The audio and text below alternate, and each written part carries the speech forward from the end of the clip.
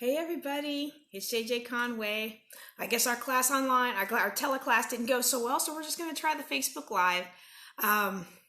Wow, that's really pink. My gloss comes out really pink through Facebook. It wasn't quite so pink through free conference call. Well, I hope Mr. Man likes it. Well, while I wait for some people to get on, I'm just going to give a few announcements. Tomorrow night, we will be doing the Self-Image Mastery class. And like I announced earlier, I am allowing everybody to get into these classes for free. I have already reached out to the people that paid for the class and made sure it was okay with them and gave them some compensation for the fact that I'm making it free, because one of the things that really disturbed me is that other businesses in their giving and their good heart made things that I paid good money for very free. And I understand that, and I want to support people, but there's that other part of me that's like, man, I shouldn't have took action. I should have just waited for a calamity to happen. That's not the right mindset. But I'm just telling you how my little heart felt. So when I decided to do the same thing, I wanted to make sure that I made things, that I walked in integrity with the people who paid. I mean, if you're going to offer a $199 class or a $299 class for free to help people through this time, that's great for the people being helped. But I also wanted to make sure the ones that sowed that seed of faith and the ones that supported my business and the ones that made the investment in themselves didn't feel like they themselves had been deprived, okay? So today we're going to talk about how your business can survive the Rona intact. I made that video earlier about how I'm sick and tired of everybody talking about this thing and talking about business and trying to sell me stuff. And then the most feedback I got was that people actually really did want to know how their small businesses could go. And they're a little leery of some of the other big names that are doing things because they figure they're going to get sold to. I want to encourage you today. I'm not going to sell anything to you today. I'll always take money now. Even my classes that I made for free, if you have the means and you'd like to contribute to what we're doing, because everything on our site goes to support Global Youth Initiative, I'll take your money. Don't get me wrong. I will certainly take your money. But at the same time, I'm not here to sell anything. I'm here to help you, and I'm here to give you hope that you can make it through this, that your small business can make it through this, whatever kind of business you have. Let's do a quick review of last week where we talked about your own personal finances and surviving through this, and then we'll get into the business aspect of it. So last week, the very first thing that I recommended people do was to set your intention that you are going to survive this with strength, peace, and joy, and that you're going to emerge stronger on the other end. And I encouraged everybody to write that intention on their mirror as an affirmation, or write it on a sticky and put it on their mirror as an affirmation that you would see every day. The next thing that I recommended was to decrease spending. Don't spend any more than you make. And if that means you make zero this pay period, then you make zero and you spend zero. Okay, zero net. The other thing that I recommend is to prioritize what needs to be purchased and then buy it as you get the cash. We talked about an irregular spend plan. We talked about looking at all available resources. That would be the next step. Some of us are going to have to eat a little humble pie. 10 years ago, I had to eat a lot of humble pie when I came home from that military trip and my house was sold and I had all this debt under my name. I had to eat some humble pie, but I tell you what, 10 years later, I'm so much more stronger and so much better off. And I have my own international business and I speak and I do all these things I never would have thought about 10 years ago. So you can bounce back. You can emerge from this stronger. And I'm going to encourage you, if there are resources out there in your personal life, and we'll talk later about business, then go ahead and take advantage of them. Don't be too prideful. Look, you got to get through this. All right, let me get off that soapbox because I need to have the time to talk about business. The other thing that I'm going to recommend that you do is look at what you can do to earn some extra money. That's what we recommended last week for your personal. We recommended step 6 was look for the learn. What can you learn from this? I better not have anybody watching my videos who doesn't come out of this immediately starting to build their 6 to 12 month emergency fund. All right. That's one big learn all of us can take out of this. Right. And then step 7 was to allow room for faith. And I talked some examples about that as well. It's a similar list for businesses. And I do want to preface tonight's class by saying this is new ground for me. It's new ground for a lot of us. I mean, we've been through trials and we've been through recessions and we've been through things like 9/11. And the one thing that all of this shares in common, even though pandemic is a new thing for most of us, the one thing I'm going to share that we have this in common is that we didn't know how long any of those things were going to last. The impacts. I mean, there were people who felt like it was going to be resolved tomorrow. There were people who thought this was the end of the world, and there was all the rest of us in between. Okay. So I'm going to give you advice on what I've seen and what I've heard, the numbers I've seen, and what's going on in other countries. And, so if we're fighting this for longer than 2 months, you're going to be really glad you put this stuff into place.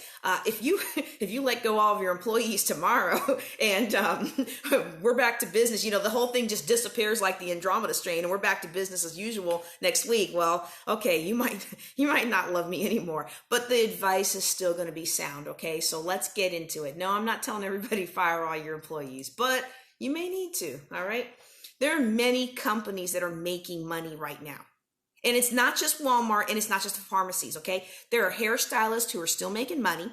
There are restaurateurs who are still making money. There are people in all kinds of industries who are still making money right now. And then there's all kinds of people who are losing money. All right. Hey girl, thank you for watching. There are people who are losing money. And so I want you to set your intention, just like we did last week with our personal life. I want you to start to do an intention for your business. Set an intention that my business will continue to fulfill our purpose of fill in the blank, or our vision of fill in the blank, without going into debt. Or if you still have some debt, without going into more debt. The without debt is important, y'all. Okay. For the same reasons we talked about before. We're going to get into it a little bit more, but you don't want to dig yourself a deeper hole. And when the economy starts to turn around, now all of a sudden you can't climb out of it. Okay. So if you don't know your business purpose, vision, and goals, then reach out to me for the workshop we did that will walk you through it. Okay. This is important. You got to write this down. You got to write down what it is you intend to do with your business. Now, I know a lot of us are in business to make money. And that's nothing wrong with that. There's nothing wrong with making money in business. I mean, that's the whole point, right? Like the when we switched when I moved to a new military job and I had to stop doing a for-profit business and start doing only ministry. That totally decreased the number of clients that I saw because all the money was going to Global Youth Initiative, and Global Youth Initiative is already funded for the next year. So I don't really need to make more money. So if I don't need to make more money, if I'm not going to make any money off of you, well, I'm kind of going to play with my kids. So that's why people are like, I have to book a couple weeks out. And I'm like, yeah, you do. Because that's what I have available because I'm going to play with my kids. Anyway, let me get back to the topic at hand. You got to understand what the purpose is of your business. And if you want your business to go through this time, it's important that your business is about more than just making money. And I'm not saying making money is bad. I'm saying there has to be a really big why behind it. And again, if you get that workshop on purpose, vision, goals, we talk about my big why, and we talk about how you can determine what it is that really will make your heart sing if you accomplish that purpose, if you realize that vision with your business. Okay. So you want to write this down, and just like with our personal intention from last week, you're going to want to put it in a place where you see it every day. Okay. The next step to helping your business survive the Rona is to figure out where you can tighten down your outgo. What expenses can you cut? Okay. Right now, this moment, where can you save $100? Where can you save $200? Where can you save $500? Where can you save $1,000? Where can you save $10,000? All businesses have areas where we can tighten down the hatches a little bit more. And sometimes they come at a price, but actually one of the things I have found out with my businesses is that most of the time when it comes to tightening down the hatches, the biggest price to be paid is in my ego. So let's look at really quickly, what can we divest of that will help our business sustain, okay? Now, the number one thing that business owners that have consulted with me this week have given me as a complaint is, but I've got employees that I'm responsible. I've built relationships with them. I need to pay them. I need to do this. And yes, you are responsible to your hourly employees. However, and your salaried employees, if you're that large of a company, right? You're responsible to them, but you're not responsible for them. See, here's the thing. It is your fault. I'm going to just be blunt with it. It's your fault if your business doesn't have 6 to 12 months. Oh, I just lost a bunch of people. I just lost people. They're like, No, seriously though, if you don't have 6 to 12 months worth of business retained earnings in your business account, then yes, part of this is your fault that you can't sustain your employees through this couple of months, okay? Own that. At the same time, though, they should also have a 6 to 12 month savings account to help them. Oh, but you can't expect an hourly employee to do that. Let me tell you something. The people that adhere to my wealth building plan the most are the people who have the least money. The people that seem to have, like if I track everybody over the last 6 years that I've been helping people in a paid capacity, because I don't have the tracking for the people that I helped for 15 years in a volunteer. I don't have that. That's through those organizations that I volunteered with. But the people that I can track that have paid me, and I've got a client folder for them, the most successful ones today, the ones who are debt free, the ones who are about to buy their house or pay off their house completely, those ones are the ones that started off making less than 70, less than 60, less than 50. I got one person who finally, it took her 5 years, but she got out of debt and they were only bringing in $36,000 a year. Okay. So yes, as a business owner who builds relationship with your employees, yes, you have a responsibility to do the best by them. And if you didn't, okay, but own it and still help them. Okay. It doesn't mean you have to dig yourself in a worse hole because you didn't make those plans. Okay. And so, actually, before this even burst out really big, I'm in Walmart buying some stuff. You know, it had just kind of been rumored and we heard it was coming, but we didn't think it was really going to affect us. So this was like 2 or so weeks ago. And I'm in Walmart and I'm behind a manager at one of the big hotel chains or one of the big hotel franchises that's here. I learned this day. I learned a little bit about how hotels work because I was stuck behind her in line and she was getting bonus gift cards for all of her employees that they were going to release the next day. And at first she's like, I'm so sorry that you're stuck behind me because I'm giving every one of my employees as much of a bonus as I can afford to give them to help them get through this. And I was like, okay, well, since we're stuck together, let's have this conversation. And so I incorporated a lot of the conversation and the advice she gave into last week's conversation. So if you didn't hear it, go grab last week's podcast because she herself had been on the employee side of this and she knew how to weather the storm. And so she gave me all kinds of things that were similar to what I was already telling people. It made me feel pretty good, actually. I was like, yeah, I know this stuff. But she lived it, you know, and so she was another voice, okay? And so go back and get that podcast. But you've got to understand, you can't make things better by going deeper into the hole because it doesn't get better. See, there's no magic wand 2 months from now that says we're going to erase all your debts. Now they did say they're not going to allow people to evict. They did say this and they did say that, but there's no guarantees of what's going to happen in the future. The only guarantee that you have right now is actually the things you can control right now. And one thing you can control right now is in your business not to pile on any extra debt. Okay, so I know this hurts, but if you're not bringing in revenue, that's definitely an area you're going to want to look at. If you make payroll on credit, let me tell you, you're going to have a bigger hole to clean yourself out of, to dig yourself out of when all these things ramp back up. And that deeper hole, that might be what kills your business, not scaling back now. Now, if you have the kind of business that can support remote work, then absolutely, to the max extent possible, go ahead and implement that. Now, to do this means you got to have clear policies and procedures. And some of us, I'm not going to name no names, but some of us get into business and we think we're going to hire people into our business to work virtually. And then we pay them and get frustrated that they don't do anything because we have not given them valid documentation and very clear processes of what we need them to do. Yes, I learned that the hard way when I first started hiring VAs. In fact, I have one that will not talk to me anymore. She's a very successful author and editor now, and this was like a temp job for her just to kind of keep her on her feet till she could get her first book published. And I love her. I have great things to say about her, but I can't even get her to respond to me. That's how bad of a boss I was. Don't be a bad boss.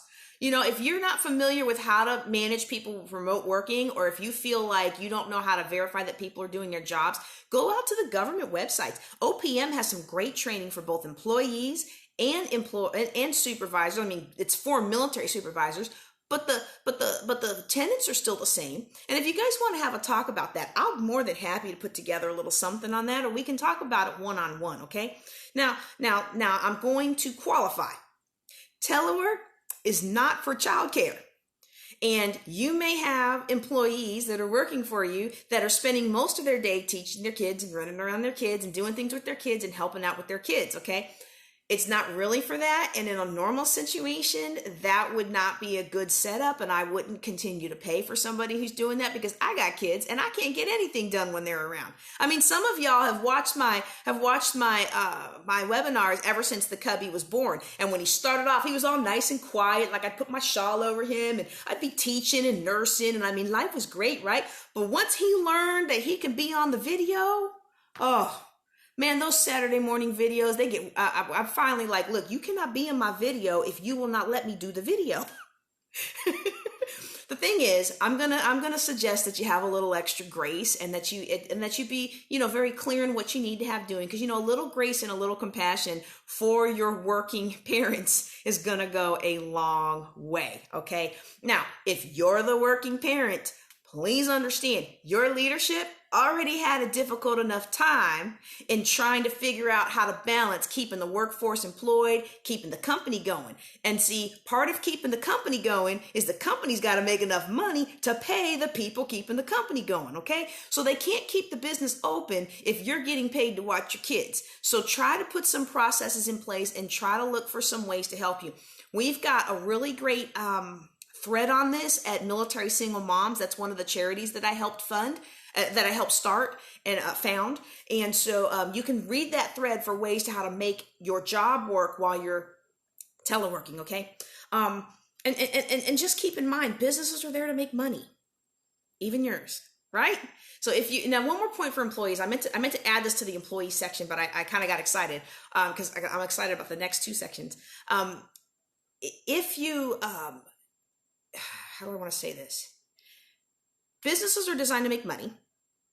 And sometimes we get really frustrated about businesses wanting to make money. Like I posted my thing earlier today about I'm really sick and tired, 2,000 emails each day. Like, who needs to send me all this email trying to sell me stuff right now? Like, that really, I'm still a little salty about that. Especially those of you who haven't reached out to me in like 5 years, and I got an email, hey JJ, how you doing with this COVID thing? Can I sell you a house? I'm like, boy, I'm not even in that state anymore. I did not say that to them because, I'm trying to build relationships. We all hungry. We all trying to make things work. So I'm going to be compassionate. But, if they watch my video, they're going to understand not to do that to me again. But really, though, we have to have that balance, and we have to understand, like I posted the thing about the news and the paywalls. On one hand, people are having an outcry because the news channels have paywalls now. A lot of the newspapers, you can view so many for free, and then after that, you have to pay. And so people were really upset about that. Like, we should be able to see the news at no charge. But on the other hand, that newspaper has employees to pay. And if you're seeing everything at no charge, how are they going to pay their employees? See what I mean? So kind of be open and have a balance, okay? So that was for the employees. Let's go back to talking about the employers, okay? Step number 3, just like with step 3 or 4 of the personal plan, is to really look at what resources are available for your business. See, this isn't just about handouts from the government, okay? Because I don't trust those anyway. People talking about this handout, and I haven't done the research. I'll admit it. I'm waiting for things to get a little more final. But from what I've seen, it's not necessarily just a handout. It's a bill we're gonna have to pay. All right. So let's not just ooh and ah over a handout. And please, business or personal, stop spending the handout you haven't received yet. I have already had several churches on their little live stream or whatever saying, well, you're going to get that check. Go ahead and give it now. Sow your seed. I'm like, what? Or bless the man of God. I'm like, no. Like, and I just want to type on there. No. If you're expecting something, if you've got accounts receivable and you're expecting payments to come in, please don't spend that money yet. You don't have it yet. you may never get it. And not only may you never get it, but the government may indeed limit your ability to go out and collect for quite some time. Now, I'm sure they're not going to just wipe everything clear. I mean, they may for the big companies, but I haven't seen any plan yet that helps the little guy, right? But you can't count on that. You can only count on what you have right now. You can only count on what's in hand. But there are other things you can do. Are there nonprofit agencies that can provide assistance to help you with your employees? Maybe they can't pay your payroll, but maybe they can offer you programs to help your employees. Like I have a program that helps corporations train their employees, both finances and leadership. You can bring somebody in who's willing to do it and help your employees at no cost, give them a benefit. But there's nonprofits out there that help with businesses, and they are funded to help with businesses. And I'm sure there's going to be grants popping up soon to help people get through this. And if you start building those relationships now, then when those grants pop up, you can help be part of the use cases that these nonprofits go after the money with, and then they can get the grant and they can help you and other businesses. I mean, this is like a win-win-win. It may not be immediate, but it can be a benefit to you down the road, okay? Now, the other thing is there's going to be a lot of people out there who are looking for work, and maybe some of them can virtually intern. Now I talked earlier about telework and paying somebody, but this is a different category. This is people who they can't work anyway. They know they're not going to work. This is a great time for them to make a job change. And they might be able to start that job change by interning with your business, learning about your industry and all that kind of thing while they're waiting for the market to come back and they're waiting for people to hire. So there may be some untapped resources there. And in exchange for you passing on your knowledge to them and explaining how business works to them, your business may be able to benefit from their skill. So look for the resources, even if it means swallowing your pride a little bit when it comes to what can you afford or not afford to do, or what kind of funding or what kind of grant programs. It will help you have longevity in your business, okay? Then let's talk about what are some quick ways. Number 4 is what are some quick and maybe not so quick ways that your business can pivot? Okay, so for example, there are many restaurants out there who didn't used to offer takeout that offer takeout now. And maybe even if your restaurant isn't equipped to pivot like that and offer takeout now, what can your business do? One restaurateur I know is offering cooking on a budget videos. Now, sure, she's not making money with those videos directly, but she is via a tip jar, and she's also building goodwill. She's building goodwill with her existing clients. She's posting something publicly that allows her to reach new potential clients who will likely patronize her restaurant after this is all over. That's an example of a short-term pivot that your business can do. And since we've got a little bit more time now, you can sit down and do this kind of brainstorming. There's also long-term pivots, and we're going to talk about that in strategic planning in just a few minutes, okay? But we do want to sit down and actually brainstorm what are the quick ways that we can pivot to try to keep some income coming in. Because just because the government shut all the restaurants down, just because they shut down all the non-essential businesses, doesn't mean they're going to pay your rent. And if you can't find a way to pay your rent, then you may indeed have to move on or break your lease or shift to virtual or do something else, especially since I've seen quite a few business landlords that are not playing nice. And I haven't looked at those bills about not being evicted, but most of those bills, most of those federal programs, they cover residential, they cover private individuals, they don't cover businesses.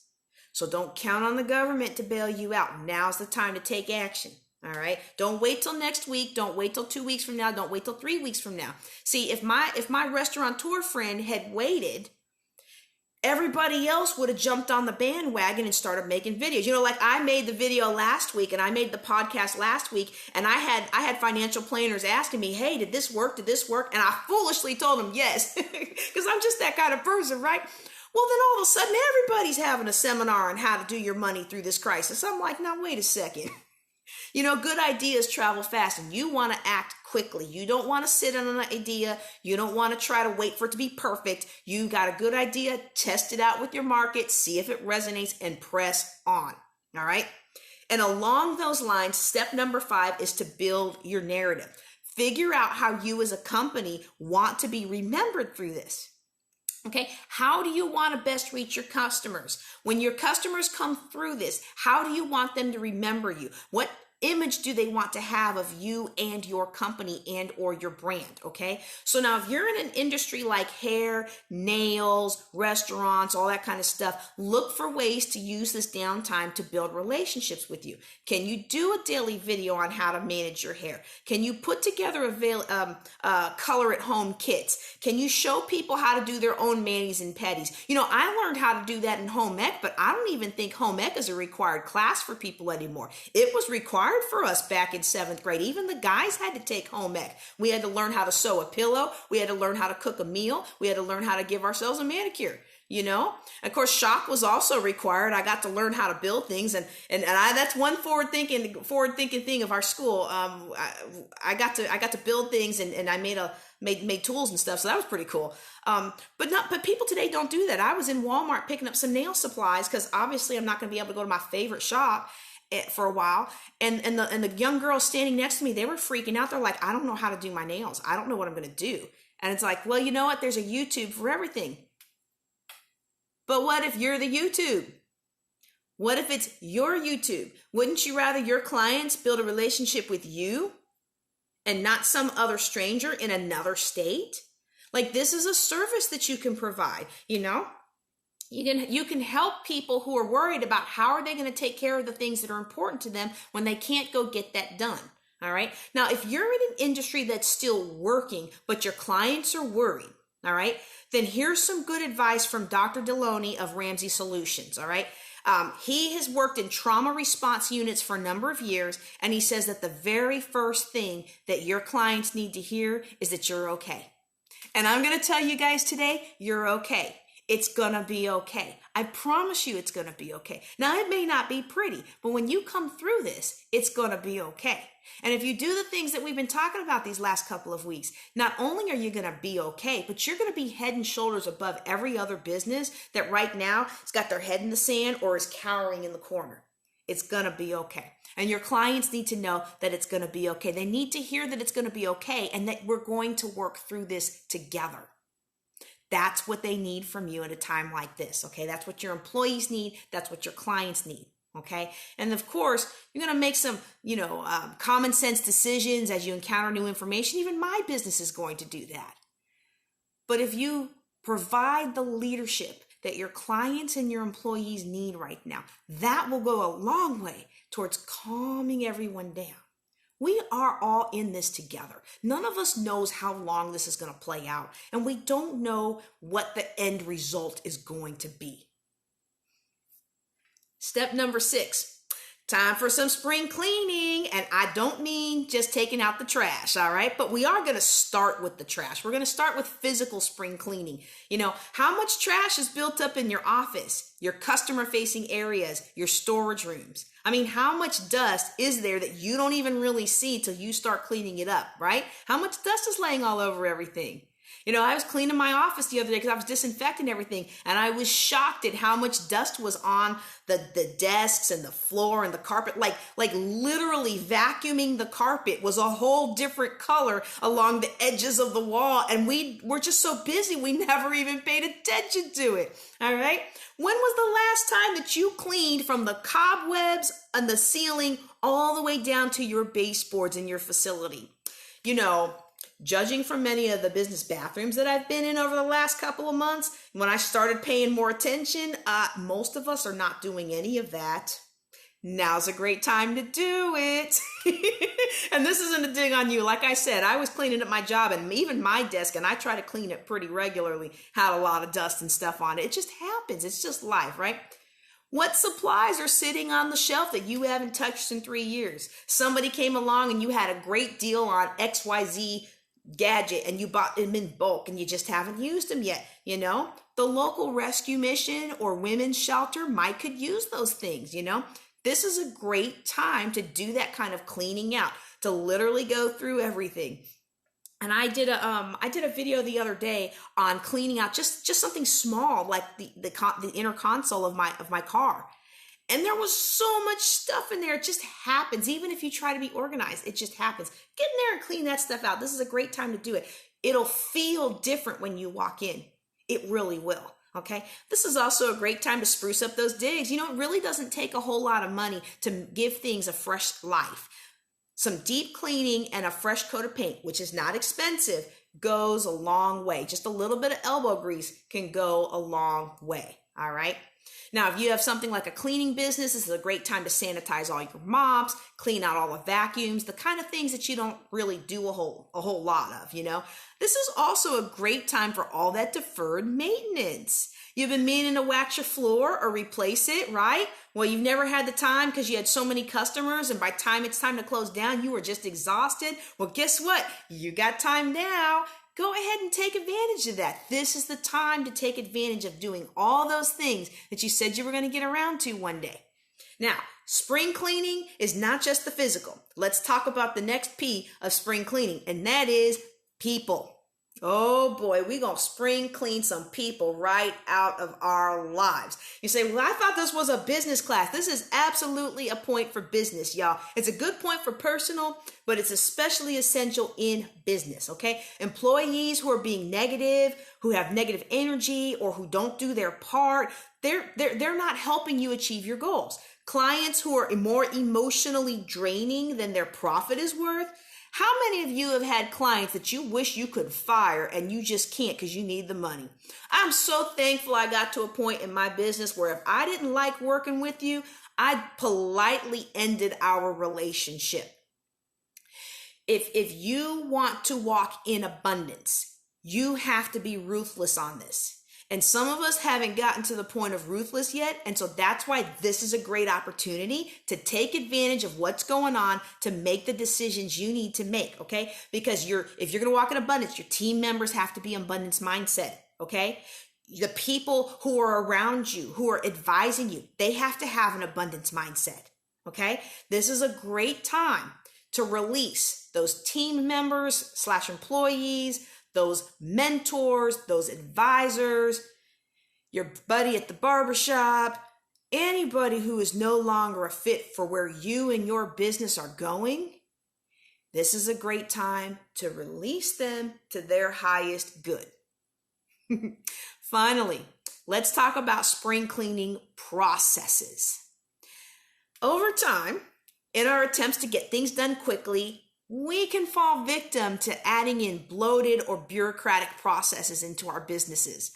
Now, it might be that we've just been doing things on our own for so long and we've been flying by the seat of our pants for so long that we don't even have any processes. I told you my VA story, right? I didn't have my processes written down and I couldn't be an effective boss. Now's the time to capture what we do. Like, no kidding, write out our processes and then begin the work of editing them to see what really is going to be the most efficient way to get done what we need to get done. And if you're like me, this level of planning never really happens. In fact, it didn't happen for me until I learned, hang on a second, I got an error message. Okay. This kind of thing, I guess I'm going a little too long. This kind of thing we're almost done. All right. We're almost done. This kind of thing never used to happen for me until I learned to make time for it. And that leads me to the next step, which is strategic planning. See, I made the comment before about cleaning up our processes and cleaning out bloated processes. But for those of us who don't even really have processes and don't even know what processes we might need to get, it's time to do some strategic planning. Now, even if you've got solid processes, it's time to do some strategic planning. This is a great opportunity to do that. And so I want you to do the planning that takes you to the next era of your business. And there's several types of strategic planning we're going to look at today. There's all kinds of things you could look at, okay? The world is wide open when it comes to business planning. But for the purposes of today, I want you to look at the growth of yourself and the people in your business, the investments that are needed to help your business weather the next storm, okay? We don't know what it is. We just know that something will come. And then baseline plans to handle uncertain future.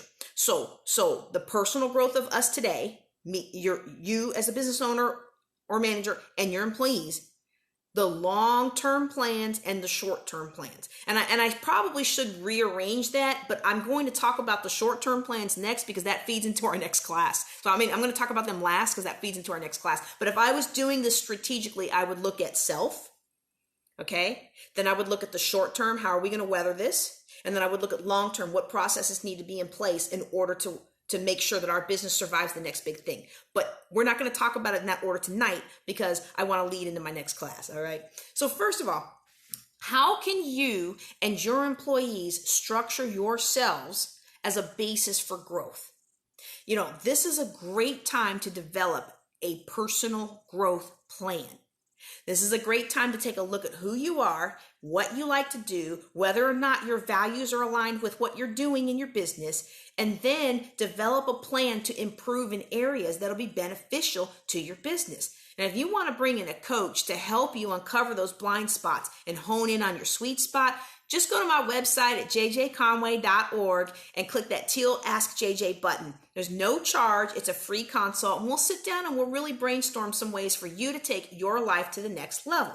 And I already talked about some things that your employees can do to take their lives to the next level, and how great would it be if you're the one that offers that to them. Again, I'm offering these things, these courses and these resources free of charge. Of course, if you have the money in your business and you want to pay for it, for me to talk to your employees about leadership, your employees about money, I'm all in. I will take your money. But right now, my goal, just like I said earlier, relationship building with my clients and future customers, I'm here to serve you and to support you, okay? Sometimes we know in our heart where we need to grow, but we just have such a hard time taking that step. Oh my goodness. Yeah, we have been given an opportunity. This is a golden opportunity to take all the steps, to do all the things, you know. Let me give you an example of what a personal growth plan would look like. You know, I would personally start off with a disc inventory, and there's others that I offer like MBTI and FibroB and things like that. But a disc inventory is really great at recovering strengths based on your behaviors, and uncovers your strengths and your challenges. And then we would mastermind, you know, or work one-on-one, or you could get the books and things that were recommended to do the work on your own, how you can improve. So for example, two of the biggest things that business owners come to me for is communication and relationship building. And I'll tell you, many of us, myself included, when I first got started, did not realize how important those things were. But we have a variety of resources from John Maxwell and other thought leaders that can help take your communication to the next level and help take your relationship building to the next level. And all of those can be implemented through the book resource if you're that kind of person, or a coaching kind of thing. There's a wide spectrum of ways to help you grow. And a personal growth plan says, you know what? Here's my baseline, my disc inventory. This month I'm going to work on communication. This month I'm going to work on relationship building. This month I'm going to work on leadership. You know, and you would just work on those things and we would help you. Okay. The other very popular area people come to me is finance. And again, I've already done some podcasts and things on how to work your finances during this time. So please go to buildingwealthtogether.com, click podcast, direct your employees to it so they can calm down and not be so worried about this whole thing. Okay. These two things give, the relationship building and the communications, they really are the foundations of small businesses. And if you're in a downtime, if you're in a little bit of a lull, this is an excellent time to get better at both, okay? This is also a great time to lay out a strategic plan for where you want your business to be in 5, 10, 20 years from now. And by layout, I don't mean just think or talk, okay? I mean, no kidding, write it out, do a vision board, or I like sticky notes, I like painting affirmations, whatever it is that's gonna do it for you, that's written down, that you're gonna see it several times a day. And when you do that, it's gonna change the way you think about your business. It's gonna change the energy you put out, which is going to change the energy you get back, okay? So we got a whole class on really setting your intentions and writing out your future vision. It's called Purpose, Vision, Goals.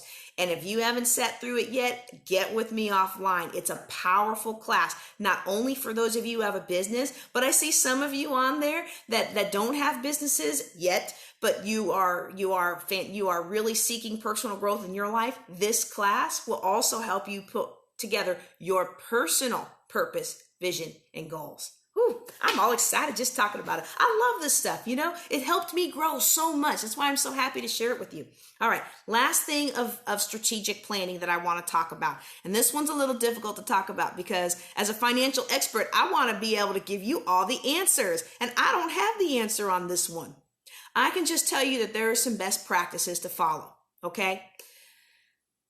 The face of business is fundamentally changing, just like it did after 9/11. Okay. Now, when we had the swine flu and we had the avian flu and we had the SARS, we had all those things that happened. It did not change the face of business the way that this has already begun to change the face of business. I am likening this global pandemic to having the kind of impact on business that 9/11 had, which means we don't really know how things are going to play out. We don't know how it's going to last. We don't know how it's going to impact. We don't know who's going to still be in business. We don't know who's going to be able to pivot. We just don't know a whole lot. We don't know what new regulations are going to come down. We don't know what new restrictions are going to come down. Like one thing, anybody who was in church with me Sunday, you're going to laugh at this. But if you think about this in light of what we preached Sunday, you're going to be like, wow, this really is all coming together, right?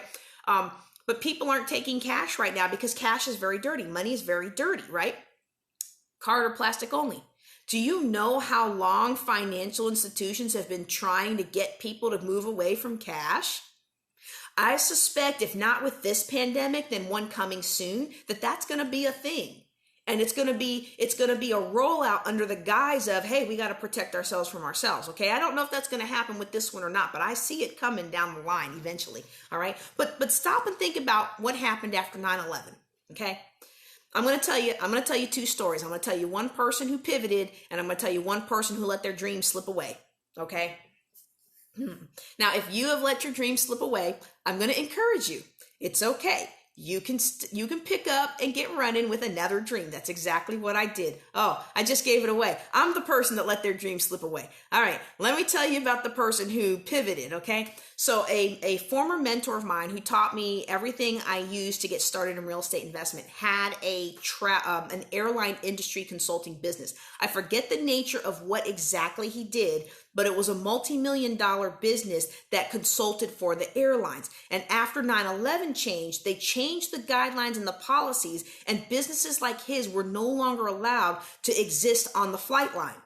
And because he couldn't be there on the flight line, his value to the airlines was no longer enough to sustain this business. So he had to let the business go. And that was one of the reasons why he pivoted into real estate, because in pursuit of that business, he had discovered the value of real estate, and he had some background in architecture and other things that let him know this was an area that I can pivot and still use my core skills. See, his core skill wasn't the aviation industry.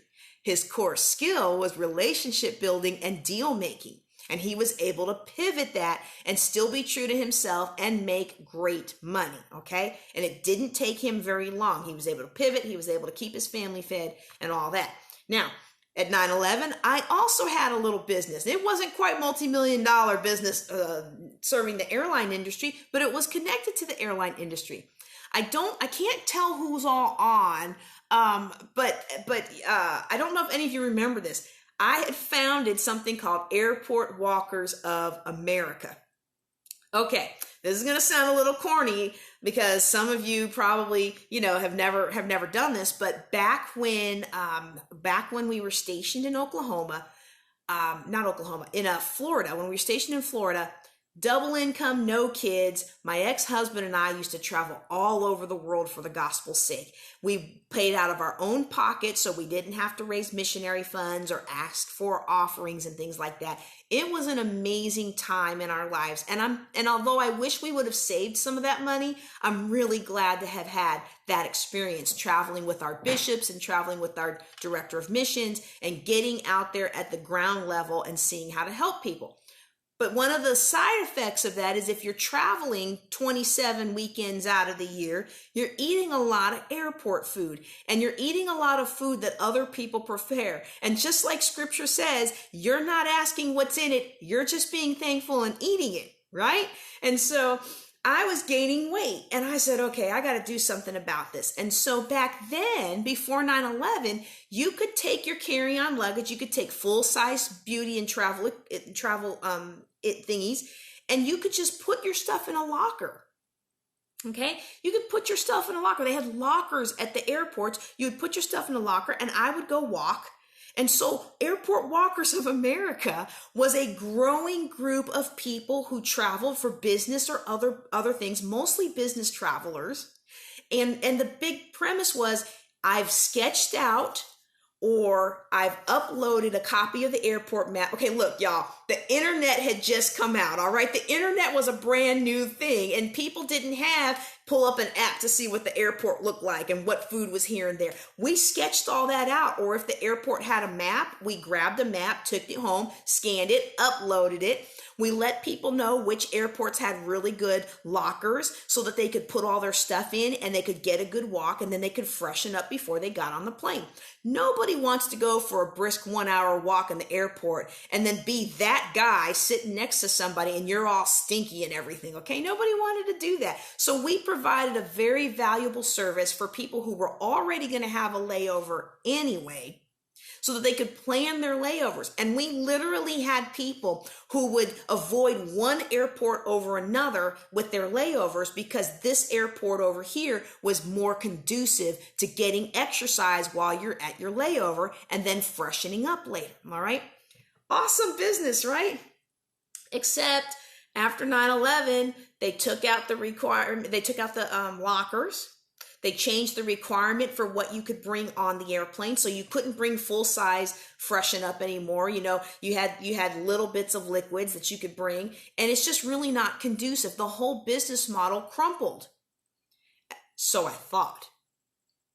Fast forward, and maybe a year or two ago at FinCon, I met somebody who had recently started an app to do exactly what I was doing. It was an app for people who want to maintain their fitness while they travel for business.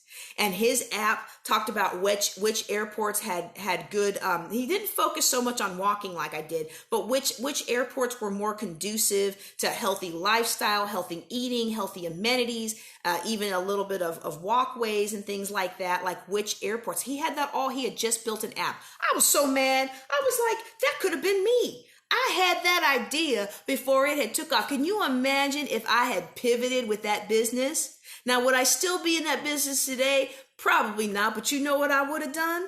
Just like my web hosting company and my web design company, I would have sold that thing and I would have used the profit for something else. So when we think about our business today, don't just throw in the towel because things are shutting down and it's an uncertain future. Okay, look for what you can do and look for the emerging technology that will allow you to do something else. See, when I had that business, there was no such thing as apps. It makes me sound so old, but it's true. At that time, the internet was brand new. You know, there weren't apps, there weren't smartphones. I'm sure somebody had a smartphone, but not anybody I knew, right? But if I had, so what I'm trying to encourage you is there's a pivot coming, okay? And you may never be able to get your business back to what it was last week or last month. We don't know how much of a pivot this thing is going to do. It could be like the swine flu. Everybody got freaked out for a little while, and then a week or two later, it was contained. You know, SARS affected 60 million. I think that's the last stat I had, 60 million people worldwide. But most of us weren't afraid of SARS. I wish more of us had been afraid of SARS, because then my son might not have gotten RSV, which had lifelong implications for him. But hey, we didn't know. I'm glad that we're taking action now, but we have to understand that there is a very real chance that when we bounce back from this, our businesses may not bounce back as usual. And things may not go back to as usual. So now's the time to look for what can we do? What are all the different options? And we can start to build baseline plans. Now, the thing about a baseline plan is this is not something that you can say, oh, well, I know for sure this is going to happen or that's going to happen. It's like in the military. The military has baseline plans for all kinds of eventualities that could happen in the world. And we know that none of those plans is going to be perfect, but we spend the time now thinking about what would we do if the people in, Wakanda rise up against the United States in this way or in that way. What would we do? We sit down and think about it. We put together a baseline plan. We put it on the shelf. And if things work out that way, then we dust it off. If you find yourself despondent about your business, I might suggest to you that this would be a very interesting thought exercise for you to do to help refocus you on the fact that your business does have a future. Okay. And so we do want to, we do want to acknowledge that, things are changing and we don't really know what's going to happen in the next couple of months or years. But what we're going to talk about next week are the investments that you can make now, starting now, to make sure that your business is poised to profit during the next calamity. Okay. One of my mentors tells a story about two landscapers. So some of you might have heard this last week. Okay. The first told him that business was booming. Oh man, I can't believe I just messed up that story. Let me start over. Okay, the first one comes to him. He's in tears. Everything's a mess. His business is failing. He's going to have to close. He's selling all his stuff for pennies on the dollar. Had to let go of all his employees. Nobody wants to hire him. Can you just feel the negative energy off of that, right? And so my mentor gives him some financial advice, and he does it or doesn't do, I don't know.